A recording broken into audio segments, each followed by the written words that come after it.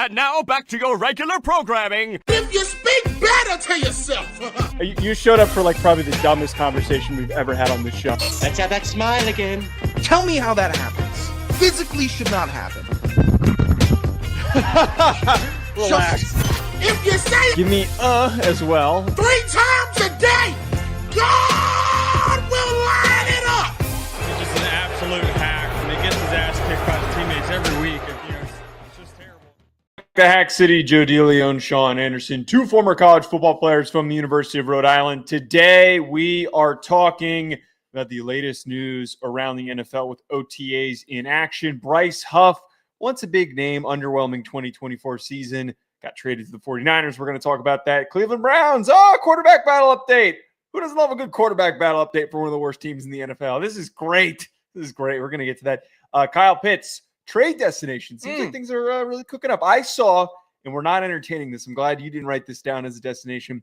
I saw some Giants beat reporters talking about, the Giants are currently listed as one of the highest odds to go and get Kyle Pitts. I like that for you guys. That would be, I like that for you guys. That would be my limit. That would be the true, Kyle Pitts is your limit? The true crash out moment would be the Kyle Pitts trade during the offseason or during training camp. Because what else could the Giants do more? Going for a guy who hasn't been productive, throwing him into an offense with an unsettled quarterback situation. That's how you get the best of both worlds and get the most out of either side, right? I didn't like you trying to pass off the Giants quarterback situation as, quote, unsettled, end quote. It is more than that, and you know it. You tried to sneak in a better term for what you're working with. Unsettled is a nice way of putting it. It is a very delicate way of putting that Giants quarterback room, but toxic, gross, disgusting, hilarious. Hilarious is a good way of putting it. Calamitous. I like calamitous. It's actually. It's not even, you can't call it like a car crash or a plane crash. The Giants quarterback situation is like a blimp crash, and they're going to keep on getting taken down by small archers. And it's going to be little arrows, and it's just exiting the blimp, and eventually it crashes down, and it's all pandemonium. The only people on the blimp are like thousands, like way more than you would think would be in the blimp. Just clowns of all different shapes and sizes. I also kind of compare it to seeing somebody like just a really big fat guy at the bar who's way too drunk and he falls over and nobody's going to help him. Everybody's just kind of looking, going, oh, okay. That was kind of funny to watch. Did you have an eye on me this weekend? No, did you fall over at the bar? It's close. Oh, nice. All right. Well, we got lots to get to. Before we get there, though, Sean, can you share a message to our listeners about Bet Online? Okay, cool. Okay, I do. Bet Online is the world's most trusted betting platform, your number one source for all your sports betting action. Whether you're losing money on the Knicks this weekend twice, like I might. So that's why the Knicks lost. You were betting on them, dickhead. You're not allowed to be offended. Yeah, I can. Loss. Yeah, you are not allowed. You are certainly not allowed to be. Oh, you ruined my team. You ruined my team. This is a Bet Online read, and that's what we're going to stick to here. I'm gonna brag about going 3 for 3 on Washington Nationals victories before Sunday, fattening up my pockets nicely because that team is coming. The national writers don't know dick about this scrappy Washington Nationals team, and they're coming. It's a new hat. Sorry, it is. A granddad gave you this hat. Good hat. I don't think it's technically stolen valor hat, so it's I'm not sure. Okay, so and I'm anti stolen valor. Let that be. I'll make that known. But I believe this is a hat just honoring the Tuskegee Airmen that my granddad gave me when I visited him when I was home this weekend. But yes, Bet Online. That's where you want to bet on your favorite baseball team that is finally getting good, except for the Baltimore Orioles because they are tragic. They also have a live casino and poker at the Bet Online casino. Bet Online, the game starts here. All right. Thank you, Sean. So this weekend, we had one of the late off-season trades that always happens in the beginning of June, end of May, that you're just kind of, you look at and you go, oh, it was a guy who was once getting a lot of hype and didn't really live up to expectations this past year. I'm, of course, talking about Bryce Huff, who was moved from the Philadelphia Eagles, Super Bowl champion, to the San Francisco 49ers to be repaired up with his former coach, Robert Saleh, who's now the DC for the 49ers. I want to cut through this, and here's what I think NFL fans, 49ers fans, Eagles fans, this is what the Bryce Huff trade really means. There's upside to this. The 49ers need an improvement on their defense. They were 28th last year in quarterback pressures. They need depth. They've got Michael Williams, who they drafted in the first round, but they need additional designated pass rushers like Bryce Huff. But on the flip side of this, for what is expected to be day 3 capital, not a lot that they're getting out of Bryce Huff. He had a huge drop-off in production, in usage, understandably in a very crowded Eagles defense. He went from 272 snaps compared to the 460 he had with the Jets in 2023.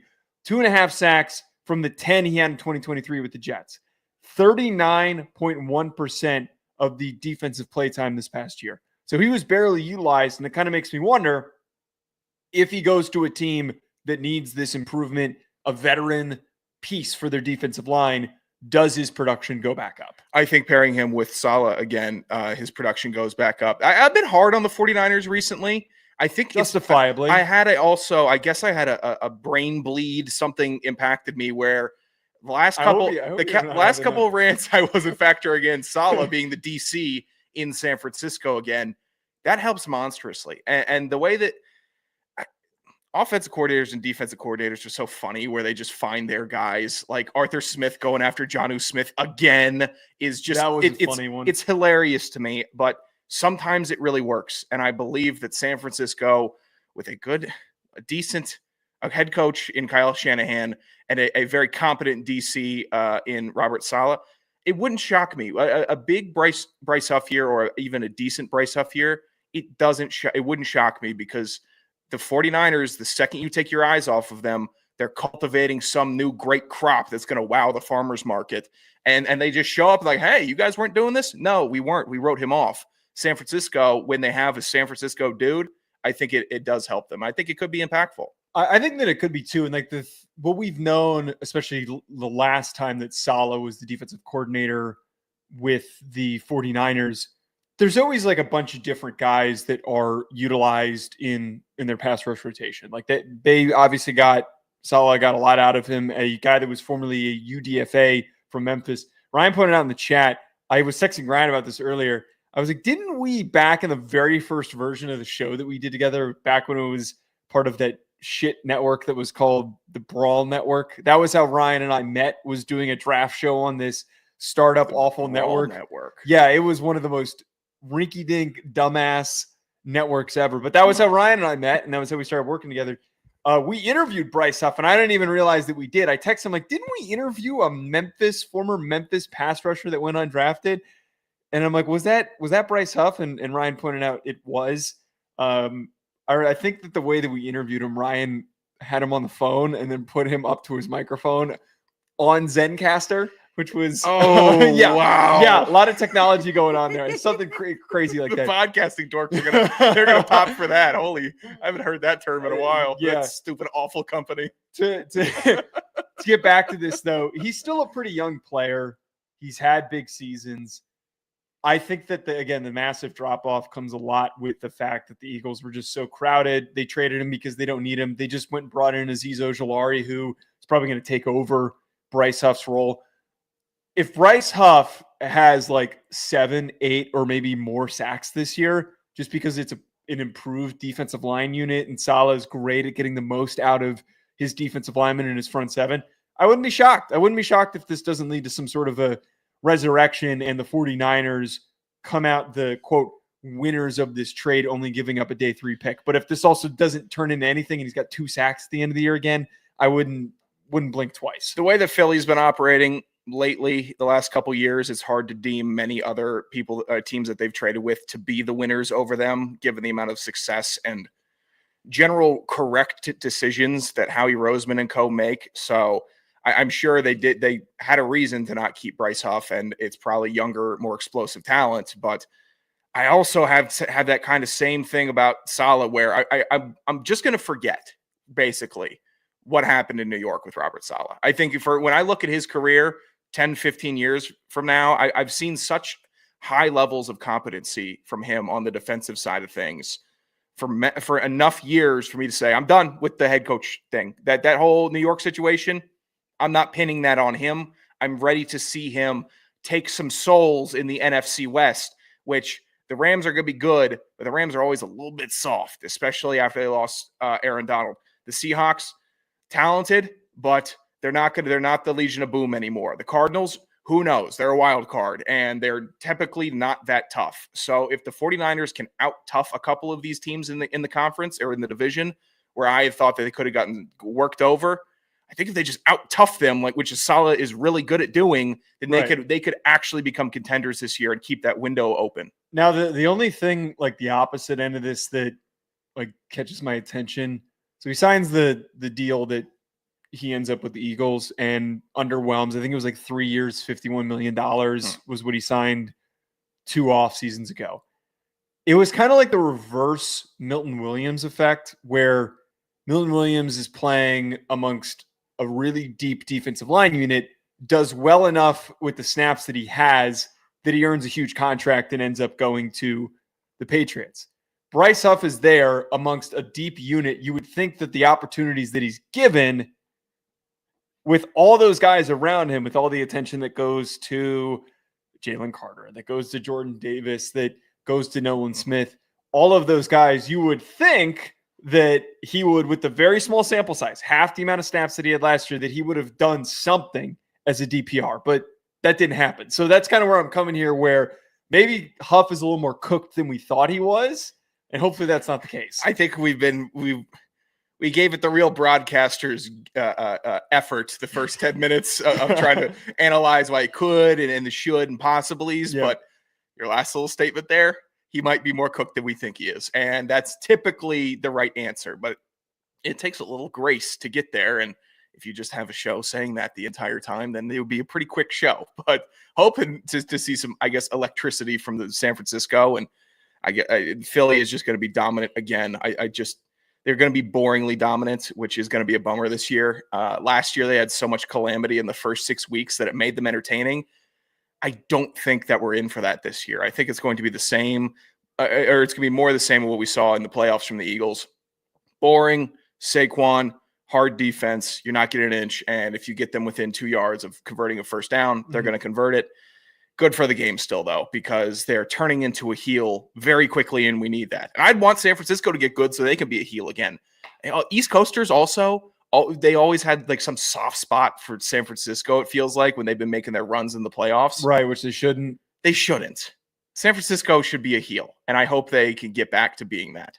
Last piece I forgot to include, he was banged up with a wrist injury. He had a torn ligament in his wrist. I literally had that happen to me my sophomore year. That shit hurts when you have, which probably a little bit easier on his end to just tape the crap out of that and use it. I don't think he had a club. I was watching a little tape on him earlier. I don't think he had like a club on or anything to protect against it. But I'm sure that also was part of the impact, trying to swipe in clear hands when you've a guy who uses his hands as well as he did. It's going to make your job a million times harder. Did you club up your hand? Yeah, a long snapper with a club was a good idea. How'd you get through? How'd you manage through that terrible pain? I taped my wrist. Well, it was one of those ones where like it was hard to explain like what was wrong with me, but then I showed it to the team doctor, and he explained it as like it's an injury that you have that a lot of pitchers get. Oh yeah, it's the J-hook injury. Yeah, that's what it was. And I don't know if it was the same exact thing that Huff had, but it hurt like an MFer every single time that I just moved my wrist. And I hate that it's a real thing. Oh God, I was ready to crush you. That's real. No, it was extremely painful. I taped it, and that didn't really do anything. Yeah, a lot of baseball players get that, and it's just an awful little bone right on your wrist that doesn't really serve a purpose for the modern human. Except for injure them eventually. Yes, exactly. That's what it's like your appendix. Yeah, it's the same shit. It's like, you want this thing to get ruined? Go ahead. This bone was probably at one point load bearing when we were also maybe walking on our knuckles and hands at one point. Now it's just evolving out, but it destroys your whole system if it gets. It continues to show how throwing a baseball is the most unnatural thing possible that any human being should be doing. But that's a different show for a different people day. Like you. What? Okay. Natural as hell. Well, I don't know. It destroyed my arm. My arm's been destroyed. Maybe you weren't throwing it hard enough, bud. You're talking shit. All right, let's move on to talking about this Browns quarterback battle. It's been really funny to track this. We had OTA completion percentage graphics that were going around, which was insane. insane. We got to relax with this Cleveland shit. Like I'm Crank it up. I want the drop rate. Yeah. I want everything. Can we get PFF grades for Oh, an my OTA? God. That would be amazing. What else are they doing? Why in the aren't they offseason? doing it? I don't need. What the hell are y'all doing? I'm going to give some free Get game. on it. I'm going to give some free game as PD Anderson right now for PFF. We don't need you at any desks during the offseason. I want you at OTAs, grading and scouting and charting. Get on it. Please. Get on it. This is freelance general manager work for you. Do that. You will blow up this offseason. The Browns quarterback race is already off the rails if you can't tell. And I don't think people realize that this is more wild than people are led on to believe. Now, we know that Shedeur Sanders and the double pick in this draft with Dillon Gabriel, it already was like dramatic. Yeah. Like it was already going to be over the top. We have Kenny Pickett coming in on his reclamation project. Mary Kate Cabot, who covers the Browns for one of the local outlets there, she was on the Rich Eisen show, and I listened to the full interview. And she was talking about how, one, currently, this isn't shocking, but it's a little surprising that Kenny Pickett, for all intents and purposes, is in the lead for the top spot at the QB position ahead of Joe Flacco. Then it's Dillon Gabriel, and then it's Shedeur Sanders at 4. And I don't know if that's just OTA's limited amount of reps. He was the last guy picked. We're not going to show any favorability just because of who he is and what his name is. Let's see how he reacts to this. We can unpack that all in a second. But the thing that I was like, are we really going to do this right now? She very just casually threw this in there that the Browns are hoping, and I hope that this is not like a lot of hope. I hope this is more of a, this would be nice. Mm-hmm.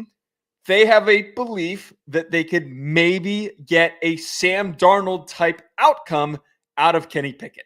That was where I got completely lost, and I was like, oh, this is effed up if they think that there is a chance for that.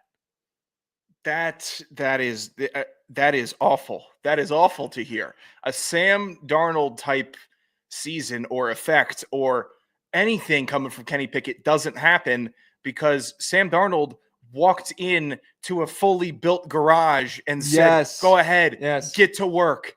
And Kenny Pickett is walking into a shack and saying, with 2 gloves on. Saying, go ahead, restore this car top to bottom, Kenny. You got it. You have a shot to do this. You can be the next Sam Darnold. Maybe complete opposite situations between the two teams. Kenny Pickett is not Sam Darnold. If Kenny Pickett and Sam Darnold were both trying to play for the same team, Darnold would edge him out pretty handedly, I'd say. Yeah. And that would just be on the same middle of the road team, not the worst franchise in the league, debatably, since the 2000s, one of 2 teams that has gone 0-16 in league history, and that happened in 2016. Not too far long ago, we have seen that this team was the last worst team ever. And you're trying to say it could be a Sam Darnold situation?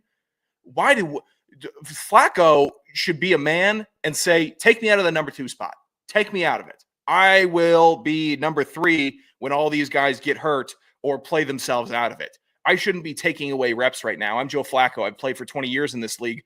I know how to do OTAs. Let these other guys come in. He shouldn't show up until the second week of camp, honestly. Genuinely. Why else do you don't need Joe Flacco in training camp. You need him in November. That's when you need him to step in. I feel like Flacco is the most likely guy to get cut. I mean, that's not like a shocking thing. Yeah. The room's too crowded. It doesn't make any sense. We talked about this. Do you try to trade Dillon Gabriel? How do you try to navigate that situation? I just think that Kenny Pickett, even trying to frame this as a Sam Darnold hope that that's what he could be, I really, really, really need, and I hope, I keep saying hope too many times, but I really hope that the front office for the Browns has enough self-awareness to realize that none of this is similar to what Sam Darnold did with the Vikings. You just talked about the situation they stepped into, but more importantly, Sam Darnold was a guy who came out after his 3rd season at USC. He was a young guy with a lot of tools. You know, he had the arm. He had very underrated mobility for his build, and we saw that shine at times for the Vikings with great receivers for him to throw to, a really good defense to lean on. Mm-hmm. that was the situation that he had been waiting for him to step up. Now going to the Seahawks, hopefully having the same type of thing. Kenny Pickett's never had the arm. Kenny Pickett has never been like a traitsy guy that he just needs a couple things around him and he's going to shine. He would need, and he couldn't succeed on the Steelers. Steelers team offensive line was gradually improving, but it's had one of the best defenses in the last, over the last 4 years. They've always been one of the best Pittsburgh defenses. Steelers. It's a team that can keep you afloat no matter who's playing quarterback. That's just what they are. He is also a much older player. He came out a long time playing a lot of college football. It took him until his last year to finally put up some good numbers. And that was all a facade for who he really was as a player. He's already at his ceiling. He's been in his ceiling since his first year. I firmly believe that there will never be a situation where Kenny Pickett suddenly emerges and turns out to be the really underrated, plucky starter. If he couldn't get it right with the Steelers in his first 2 years, there is nothing that will be found elsewhere, let alone a roster like the Browns. I close this off by saying, just freaking start Shedeur Sanders. Please. If you have this belief that your team's going to be bad and you want to just go out there with the best available veteran that you have and just go stink and go with the first overall pick, I'm not saying that that's tanking, but that might be the approach. Start Shedeur Sanders. See what you can get out of him. And if he's not that good, you move on. If he does some good things, but you still want to draft somebody early, trade him to somebody who wants to take him on. There are just so many better alternatives than starting Kenny Pickett. Kenny Pickett, a couple things. One, he turned me around completely on the hand size stuff for quarterbacks coming out of the draft. Where so you think it's a serious issue? Well, everyone was talking about hand size, and then you had the Brave Warriors that said Kenny Pickett is an alpha dog, gangster quarterback, and he doesn't care. It doesn't matter what his hand size is. Well, I keep looking at his hands on the ball, and I keep on seeing how the ball flies out of his hand.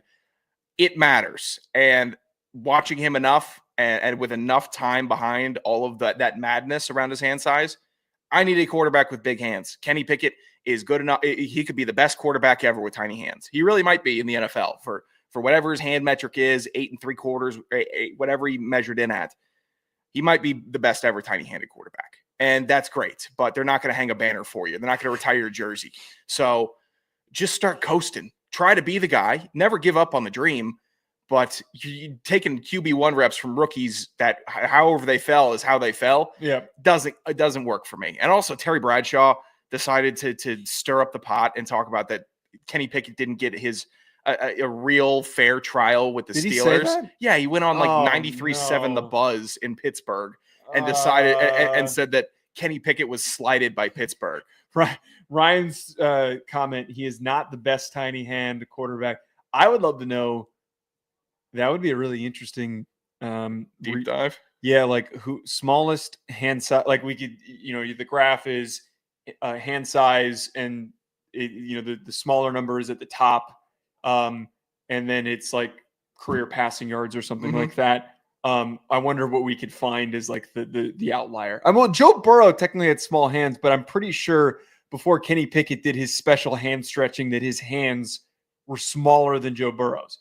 Mike Vick had tiny hands? I didn't know that. I didn't know that either. Speaking of the hand-wrist area, David has some advice for you. That wrist injury also happens a lot from jerking off. Oh, it says message retracted on YouTube well, on my end. The first time he wrote it in as it was on my left hand. Perkins off. It was on my left hand, man. Actually, that would make sense if I decided I needed to switch things up and I didn't know how to do it. That's actually funny. Just going way too aggressively. You have no feel or touch, and you just. What happened? Just pop the shit out of my wrist. DeLeone, you sort of, yeah. Things got a little weird. You show up in the athletic training room. Yeah, I'm gonna need you guys to take a look at my wrist. I swear to God, you're not far off there because my left hand sometimes utterly useless. It's really there's things that happen. Oh, you're just saying in general that you can't use it. You don't know how to use it. Sometimes it's real jerking off. No, the disconnect of just with my left hand. Awful left-handedness. Right hand, obviously gifted from God. But I got to admit that's questionable. I have to admit, I don't know if you remember this when JJ McCarthy came out and they were talking about all the weird things that he's the looks maxing Giga Chad who's trying to just be as maxed as possible. He apparently would brush his teeth with his left hand in order to activate some sort of part of his brain that's not typically activated. But regardless, I've tried doing that. I don't notice a difference. Yeah, you see, here's the thing. My man boobs bounce up and down while I'm brushing my teeth no matter what. Do that one again? I just chucked myself. I just freaking shot Markley with the churros. God, I suck. Did you catch Marcus? We're going on our big rabbit hole here. Did you catch Marcus Freeman at the EA Sports College Football 26? They were going around interviewing the coaches and the players and stuff like that. Somebody was asking him, like, oh, what's the mentality this year? And he was like, we're going to out-meet everybody. And then he was like, oh, I can't say that. Out-meet everyone? What does that mean? Like, we're going to have more big he was on the field? He was trying to say we're going to, like, really run it at people. He's like, oh, yeah, we're going to out-meet everyone. Yeah, go ahead. You do that, Somebody Marcus. threw it on a graphic already. I mean, if those leaks just popped up somewhere, I wouldn't not look. Oh, absolutely. I kind of have. I feel like I would look in the modern era of sports journalism. If there's a, we would do a full 20 minutes. We would do a full 20-minute review. If Marcus Freeman pictures came out, it'd be a full 20-minute review. I think we could do 20 minutes on Marcus Freeman softcore pictures, just teases. What about Sam Pittman? Oh, Sam Pittman. That maybe we just nice compare and dedicated. Contrast. That's almost an emergency pod. Lost 4 viewers off of that. All right. Let's talk about Kyle Pitts. So we talked about Kyle Pitts already a bit last week because he didn't show up to OTAs. There's a little bit of speculation, and then I love how the media immediately jumps down just in the worst possible direction. Like, let's completely freak out. Let's already talk trade destinations. And I'm all for it. Mm-hmm. I love it. I think this would be a really fun training camp storyline. If things aren't going well, he's not showing up. If he gets traded to somewhere that really badly wants him. If Kyle Pitts is on the move, these are 2 teams each that we think need to go after him. My first one, Dallas Cowboys. It's the easiest one. Their tight end room is decent right now, but we keep talking about how the Cowboys need more explosiveness. I think throwing Kyle Pitts, someone like him, into the slot as a big-bodied slot, as we keep talking about where he needs to be utilized instead of as an inline tight end, just let him go up there, boss up, and make plays in the red zone. You've got him, you've got George Pickens, and you've got CeeDee Lamb. That turns into a really talented grouping of players that can all play off of one another. Dallas Cowboys, Jerry Jones, if this is real and this is a possibility and Atlanta's actually thinking about doing this, pick up the damn phone, Jerry. How many times do we got to say this? Whenever there's a receiver, a tight end, a big-name player available in free agency, in the trade markets, we got to stop talking about it. Jerry just needs to pick up the damn phone, make the damn phone call. Even if it's for a second-round pick, I would still make that call and I would make the move. I think it would be smart of them. Jerry doesn't like picking up that phone. He would help Dallas, but additionally, is Kyle Pitts the type of player that is able to get carved up by Dallas Cowboys fans after they start blaming him for everything once they... Has he shown softness? Like, has he done that in Atlanta? I feel like he's kind of quiet. You don't really hear anything from him. He is quiet, but he plays a little soft, and that's because he's not a traditional hard-nosed blocking tight end. What a non-homer. Well, I wonder who's the Falcons fan. I'm shipping him off somewhere soft with my first pick in a moment, but it would be fun.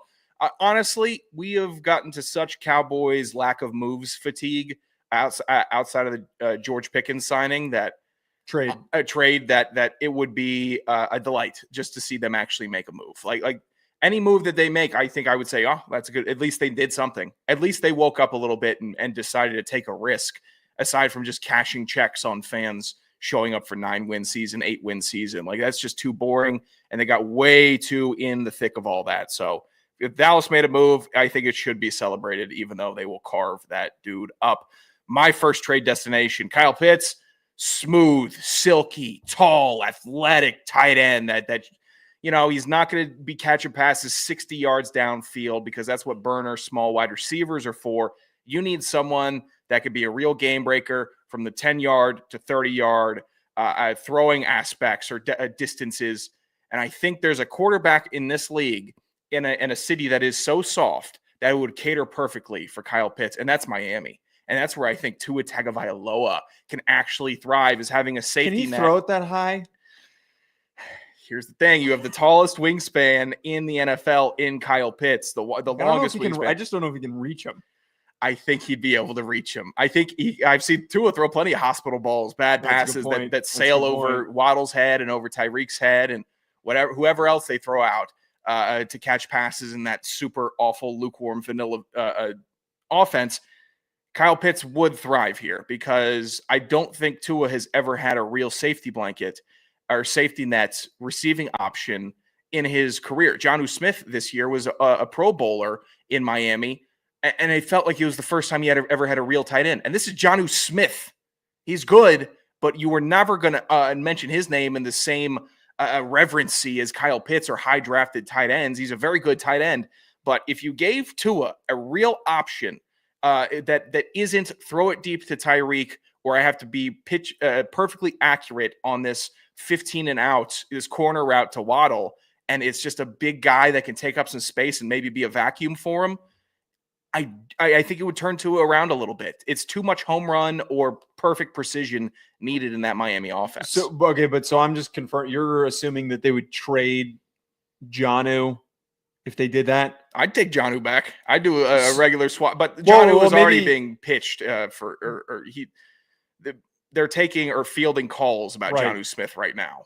My only thing with that, though, is if it seems like part of the reason why they're taking calls is because they don't want to pay him. So I just don't know if they'd want to pay Kyle Pitts because they think they'd get more out of Kyle Pitts. It's an interesting thought. This does feel like a Mike McDaniel type of a guy that he would just want to bring him in, trade Jonnu because something's all, the relationship gets burnt. You get a late day 2, early day 3 pick, and then you use that pick to go get Kyle Pitts. I don't know how much wheeling and dealing would be happening there, but they don't have a good tight end option, and Jonnu Smith was one of their most productive just weapons this past year. So it's a decent one. My other one, Los Angeles Chargers, they need a dynamic playmaking tight end. I've said this a million times over. It's been the weirdest part of the Chargers offseason that they have not secured like an explosive, productive, reliable tight end option, knowing that Harbaugh has always emphasized tight ends every single place that he's gone. When he was at Stanford, they had multiple. When he was with the 49ers, Vernon Davis was already there, but he still maximized him and got the most out of him in his career. I think that this could be almost the, similar sense to where Vernon Davis, he has his best time under Harbaugh. We end up getting the best out of Kyle Pitts here playing for Harbaugh, getting reemphasized as that premier tight end and being creative with using him. I just think that they need another weapon. I saw posts this weekend that were like sources believe that Quentin Johnston has looked the best that he's ever looked. Kyle Pitts and Quentin Johnston would be perfect together. Dude, with shit like that happening. Okay. They'd be perfect for the NFL burner accounts, the Harbaugh Muse and Icy Najee or all these, it's great for the 17-year-olds that like clipping out bad plays and for Twitter, which is a lot of where I think people consume their football takes nowadays is from these burner accounts with thousands of followers. I think it could work. It's similar to in the same vein of the Cowboys where I wouldn't be opposed to the Chargers adding because they have legitimate bones. If you're a team with bones, I'm going to suggest you actually make plays because you know how fickle this NFL gambit is and how quickly it can all disappear. One quarterback injury, your season's cooked. But if you can surround a team, you put a full 22 together, you got a shot. And the Chargers are getting close to that, and they have the right head coach to have a full 22. Maybe Harbaugh could toughen up Pitts. I don't think he's a lost cause yet when it comes to his physicality or play style. And maybe getting him out of soft ass Atlanta could help him because Atlanta, while I crush Miami often, is equally as baby soft, a baby diaper full soft as the Miami Dolphins. I'm already rejecting the last one that you put in here because you think that he's going to get traded in the division. Yeah. I would hope so. This is my first pitch for Kyle Pitts to Miami was get out of my face, Kyle Pitts. I'm sick of watching you underperform. I'm going to ship you off to Siberia, aka Miami, and hopefully you thrive. But I'm not going to think about you much. That's a real awful just place to disappear, Miami. Well, it's one of the worst. Oh man, that would just be. You can't ignore that it's one of the worst football towns that the NFL shipped has. off to Miami. God, is it or is it not a bad? I don't think anyone gives a shit. Exactly. I think bad football. No. I'm saying that I don't think anyone gives a shit if there could be one person in the stands. If I get paid millions of dollars to live in Miami with low income tax, are you kidding me? Are you kidding me? Sure. It'll be especially low after he gets paid $3.2 million. Okay. That'd be great. I'm sure you're a $50 million tight end, Kyle Pitts. I'm sure. My second option, let's get some youth in the best running team in the NFC South for the last 5 years. We are aging out of Mike Evans. We are aging out of Chris Godwin. The Emeka Egbuka, cool. That's going to be good. He could be a piece for the future to become a wide receiver 1 or a very solid wide receiver 2 one day. Exciting running back in Bucky Irving. By now, you probably know I'm mentioning and bringing up the Tampa Bay Buccaneers, who right now, tight end 1. Anyone in the back? Anyone? Cade Otton. Cade Otton. Yes, Cade Otton. You don't like Cade Otton? What does Cade Otton do for me? Cade Otton gets me a great third quarter touchdown. Cade Otton can chip and work up to a linebacker sometimes and clear a rushing lane. Cade Otton doesn't blow a game open. Cade Otton isn't a zone breaker or a mismatch generator. Cade Otton is a good NFL tight end and would be a perfect tight end 2. He really would be, because he's got the finesse hands, he's got the ability to run routes, and he's a grinder in the run game. Pair him with an explosive tight end in explosive air quotes tight end in Kyle Pitts, and maybe you're cooking with gas a little bit, and you are fleshing out an offense on the off chance that Mike Evans gets hurt, or we see more and wear and tear with Godwin, and he has to take a reduced role, because age is a thing in the NFL, no matter the fact that Tampa Bay has been sort of the pseudo fountain of youth, where they keep getting terrific production out of these old veterans. It's time to start getting young again. I wouldn't mind seeing Kyle Pitts on a competent franchise. You always, whenever we do these trade destination segments, you always pitch me with a good one, and then you pitch me the Buccaneers, like the one that doesn't make any sense. Bucs would be great with this guy. I just realized Garrett Green is on the Bucs roster, but as a receiver. I didn't know he was that athletic. He was a decent athlete. I don't know if you know who Garrett Green is. Was he the TCU tight end? Was he the big sturdy? No. He was a quarterback at West Virginia last year. Yes. Blake and I got into this whole thing where we did our preview, and then West Virginia fans went as far as to threaten Blake's family because he said he's not accurate because he was under 60% completion percentage. Lo and behold, he was so inaccurate, Neil Brown got fired. Oh, no. So Blake still takes victory laps over that, which if I was him, I would be doing that every single chance that I had to be like, hey, you dipshits were so awful to me, and I still ended up being right. That is the most random thing that I realized, that Garrett Green is a receiver for the Buccaneers, apparently. All right, but you can't. Will you at least accept the fact that Tampa Bay with Kyle Pitts, if it could work, if they could get him, that it would make that puzzle piece would work in. I just don't think he gets traded in the division. I just don't think that in a vacuum. Yeah, I think I work in the dream world. I hopefully the listening audience understands that we have somebody that likes to make sense and work through all the actual legitimate possibilities. I need to stick him in the Miami Heat. Somewhere just put him on. If we want to live in a dream world, let's just stick him somewhere. I bet he could work that low post. Okay, I just can't. He get bodied. What's that one European team? The Seamen. I forget what city they are. What are you talking about? The European Football League. You don't know the you said the European team, the Seamen. The European, wait 1 second. American Football League. Wait, there's an actual team called the Seamen. Gruden was like an advisor on the team at one point. The European League of Football. Wait a second. I love the ocean and lakes and the bodies of water as much as anybody else could on this earth. I really do. I feel at home on a boat and fishing and doing all that. I'll never use the term seaman to describe a naval officer, someone that works on boats or ships. Doesn't matter. You're a man of the water. Yeah, that's what you'll go by. Per me. Wait, what are you doing? With those search queries, you must be. Yeah, well, I'm trying to nitty gritty here. Oh, the Milano Seaman. There we are. That's what it is.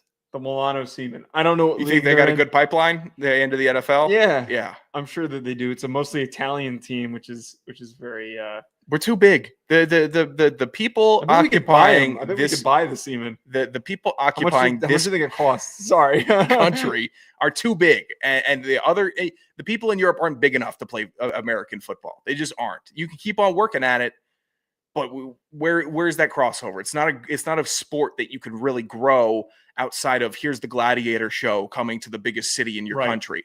So why are we I never understand. Like, doesn't make sense yeah. to me. They like soccer. They do like soccer.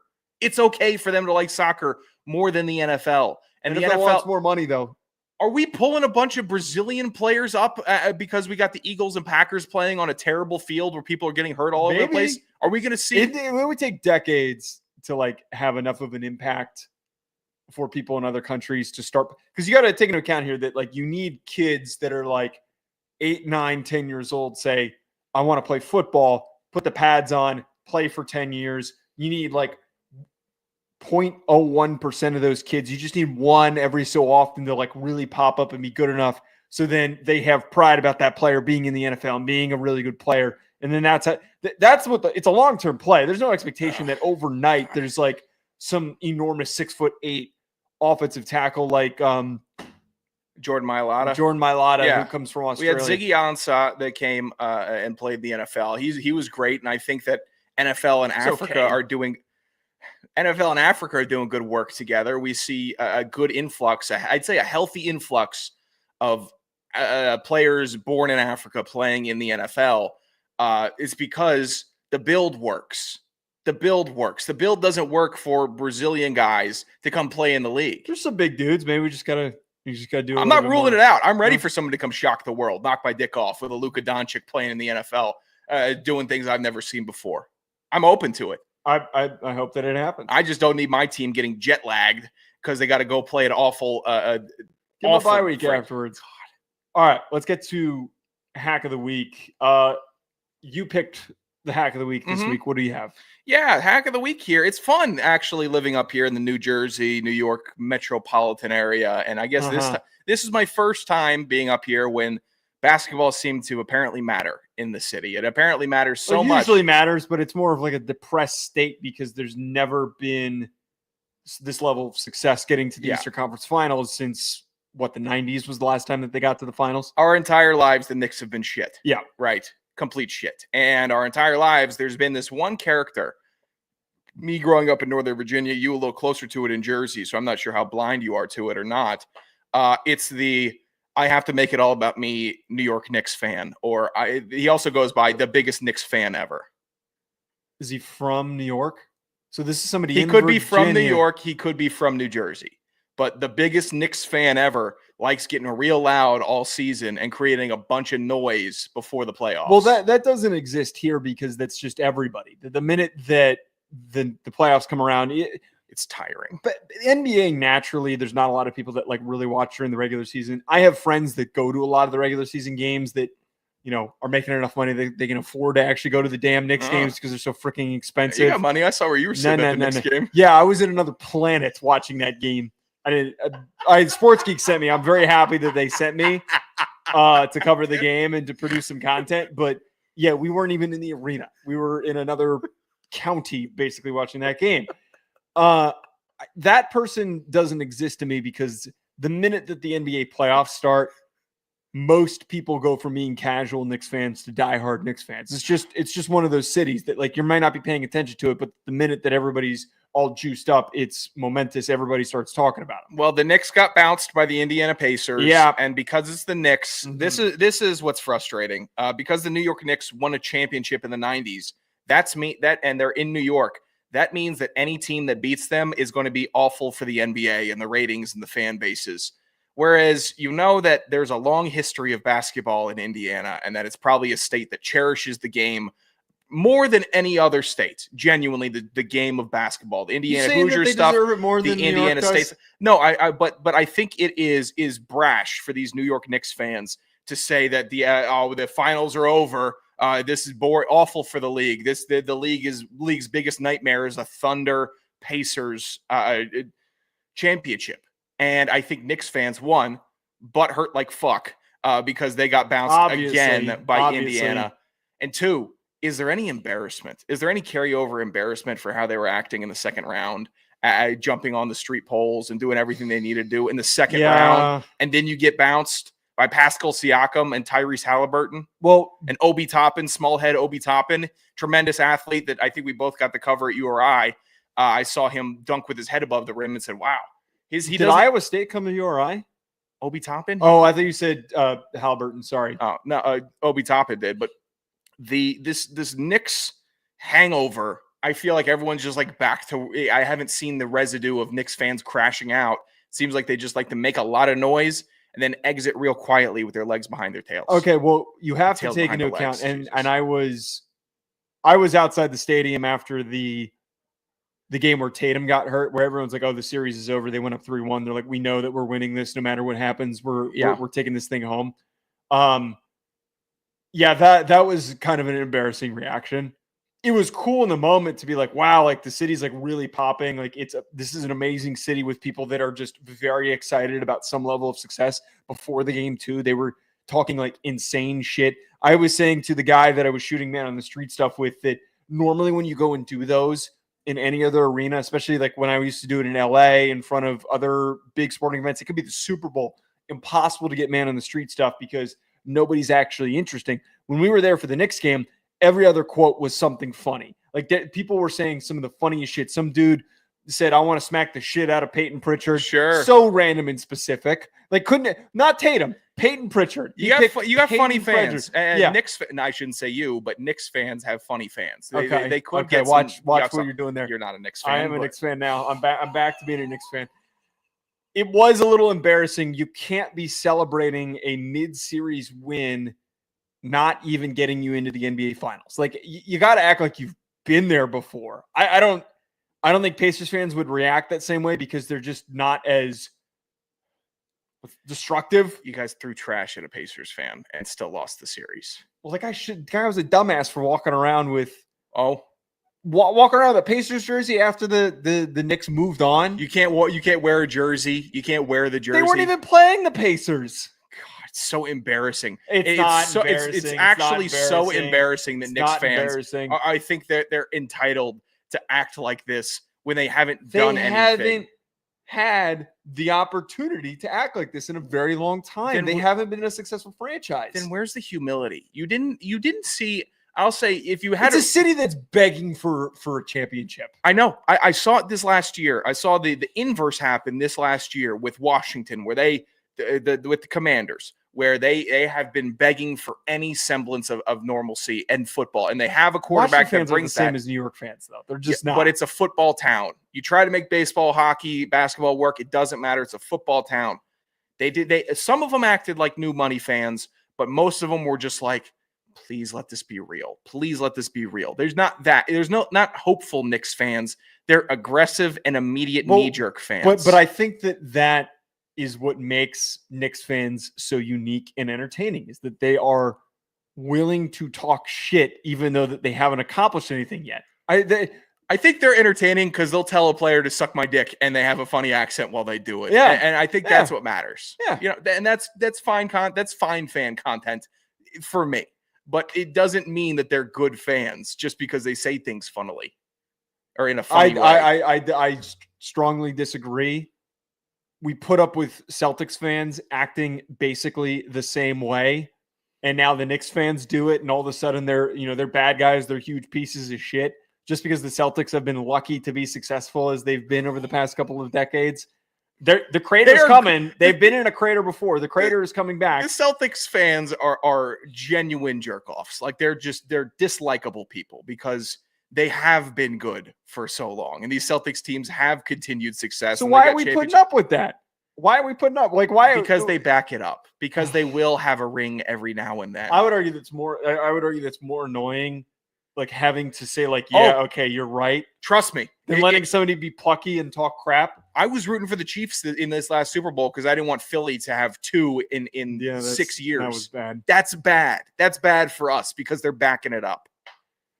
All right, let's get to the hack bag. 201-834-4308. You see it at the bottom of the screen. That is going to be on the overlay going forward. So you know who to call, where to call. Leave us a voicemail, whatever it is, whatever thought that you have. Call us from the bathroom.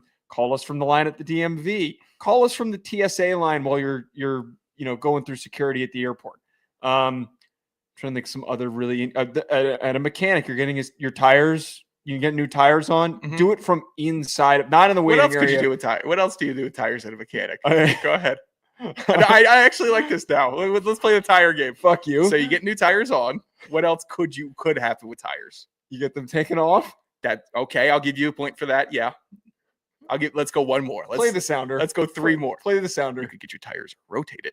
The mail never stops. You're a jackass. I'm not wearing that. On Twitter for questions or call at 201-834-4308. We'll try to big dog me. 201-834-4308. Do we have a voicemail? No voicemails today. Fuck! All right, we got a DM from Bear Claw Media. What do we have? Oh, yeah, we got a message from Rack, though. Okay, we could go with the Rack message first. We can't read that. I can't read that. I'm not reading that. Hey, Rack. I'll actually genuinely answer it, and I'm not answering it. Oh, I can't. I won't answer that one either. Yeah. Hey, Rack, we're going to go through this Bear Claw message. Maybe while we do Come up with a question we can read. A genuine question would be appreciated. Or anyone else in the chat that wouldn't mind sharing a question. Bear Claw Media, going to paraphrase here. How do you feel about URI being in the College World Series? Well, they already got bounced. Okay, so that's where I didn't know if they got bounced or not. Yeah, I got tagged in it, but Blake tagged it. I forgot to tell Blake this. I wanted to do this. My co-host LSU covers LSU, lives in Louisiana near Baton Rouge.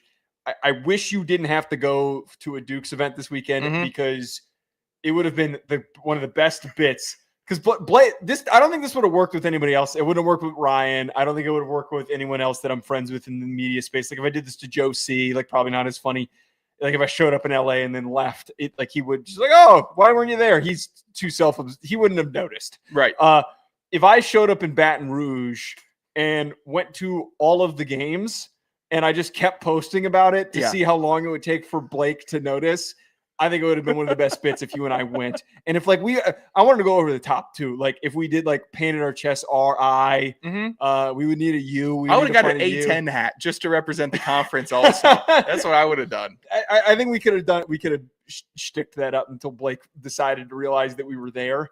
I think we could have lasted actually, I think it would have been 5 minutes. Every time he sees something funny that I'm doing, he immediately reacts to it. So y'all got notifications on for each other? I don't have on for him. I don't think he has on for me.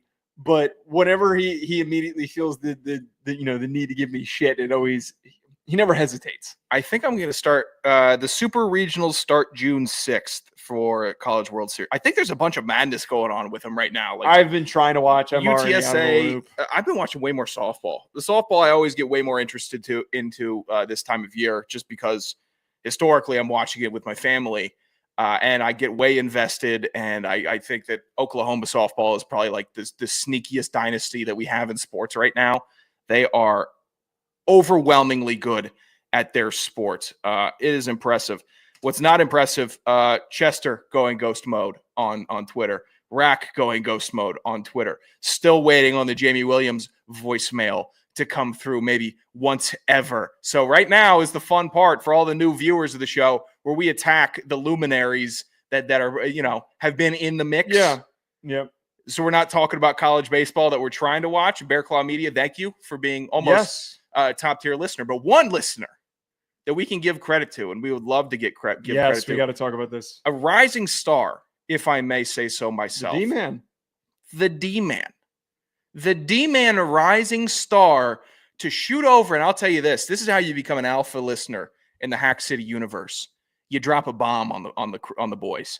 You say, it's a Saturday night. I don't know what they're doing, but I'm doing something, and it's big. I'm going to let them know. D-man at Sanderson Radio, at Joe DeLeone.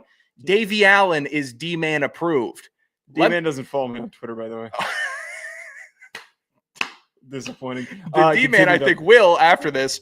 Let me break this down. Davey Allen is a country music singer who was at one point a punter at the University of Rhode Island, Yeah. a former teammate of Joe DeLeone and myself. We've referenced him a number of times on this show. I'm shocked that our listeners have the attention span to remember things like this. I didn't even know. Outside I of can't Rack, even- who hangs on to very specific words, the most random ones. But continue. You couldn't imagine my face, how quickly my jaw dropped when I saw one picture of Davey Allen with this nice country music hair flowing, and it looks like he's happy, which is nice because Davey seemed to be a bit mopey when he was a punter, and I think he's really found a passion of his in music.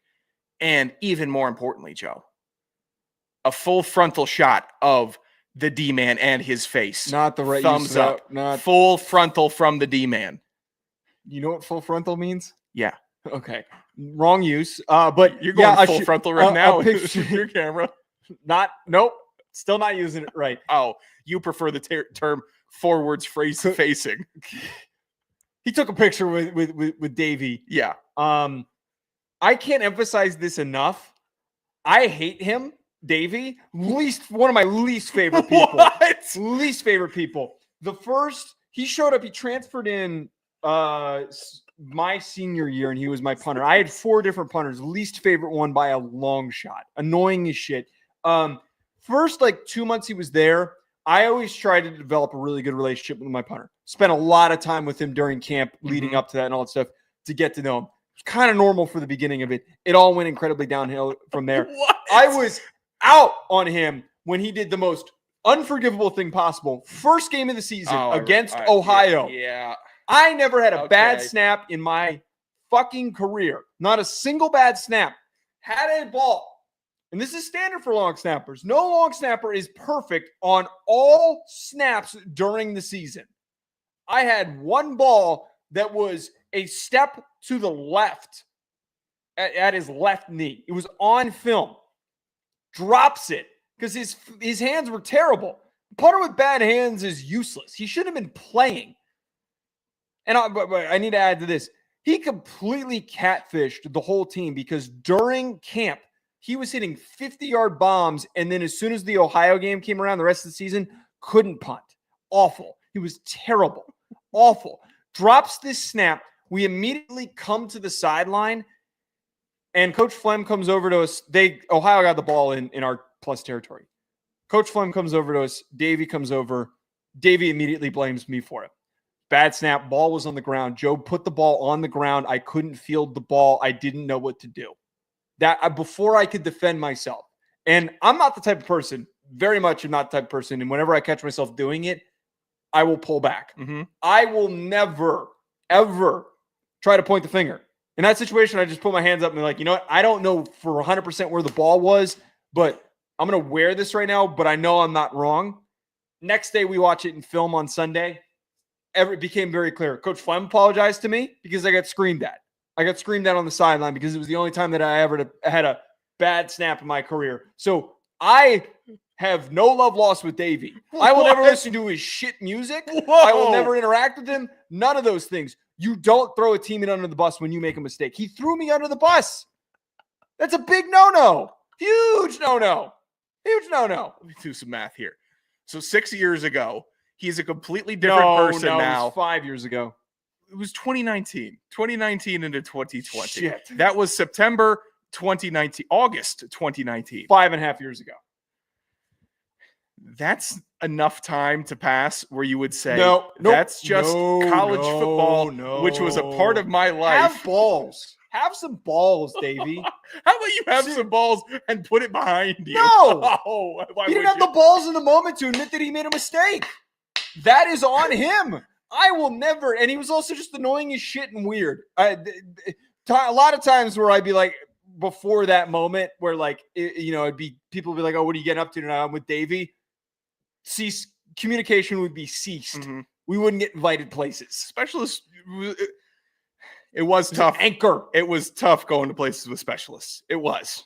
I did a lot of vouching for specialists. Not just you. Stop. Not just you. Stop it. I swear it's not. I'm Stop. not just mentioning you. You brought Perry Shellbread anywhere. Everybody was happy. Perry was a man of the people. He was charismatic. Was I really tough to bring places? Was I fit in between everybody in any Uber that we had to get in. Nice. Yeah. That was nice. You could throw me in the trunk. Happened plenty of times. It was more of your demeanor when we got there, where you started ripping off that this place sucks and why did we come here? I don't know, Joe. This is where we're at. What do you think there's here? Because there's a couple women here. That's why we showed up. Well, have a better selection of parties. I swear to God, I cannot believe we cracked these mics and you ran down Davey Allen like this after D-Man. I can't believe. I don't know. I can't believe that. His least favorite teammate ever. How do you like Ollie, but you don't like Davey? Because after Ollie and I fought, it was the reverse. Ollie and I fought for the first 3 months, and then we actually, put our bygones genuinely beyond a one another. bad dude. But I he's really not, still though. don't like Ollie. He for some reason had this weird persona that he had when he was there originally, and then eventually he kind of let that guard down. And he was a lot easier to hang out. He was a lot easier to hang out with, a lot easier to talk to. If Ollie came to our door, naked and afraid, cold, battered by the weather, and said, "Sean, all I need is a shirt. Just get me through." He was a lot better than Davey. All I need is a shirt. I'd close the door. I'd slam the door in his face. Why? I'd put my foot in his chest. He was a lot worse to me than he was to you. The door in his face. He was a lot worse to me than he was to you. Dude, he was a bad person. No. And I really, Davey was a bad person. I'm not going to stand on my soapbox for Davey, but if it's a Davey versus Ollie, I just thought Davey was a dude that I used to play football, and now I'm singing. Plenty of times, multiple times, said this dude sucks. Who, Davey? You said that about Davey. Well, yeah, there were a couple times where I just mentioned a second ago where I'd be texting people like, "Hey, what are you guys doing tonight?" I'd be like, "Hey, I'm with Davey. I would text you and call you, my roommate at the time, like, "Hey, where are you going?" I'm like, "Oh, I'm with Davey," and then you would say, "Davey sucks," and then you wouldn't tell me where you were going. That happened a couple of times. I stopped hanging out with him. I'm starting to put some pieces together. Yeah. I remember the first time I was hanging out with Davey. We were playing Madden in your dorm in camp. And you immediately said to me, "That dude sucks." That dude did suck. Now it's starting to ring a bell. Suck. Starting to ring a bell. You know what? They both sucked. I'd still take Davey over Ollie. Swear to God. Hand to God, I would. 201-834-4308. Call in. Anahack City Pod. Go to as many Davey Allen shows as you can. Go ahead. Send us pictures of the Davey Allen shows. I would love to see more pictures. D-Man, this is why you're an alpha listener. I didn't know. I genuinely forgot Joe held this stance, and I am happy that we got to break it down. All right. We'll talk to you guys later. We'll be back on Tuesday. Enjoy the rest of your week.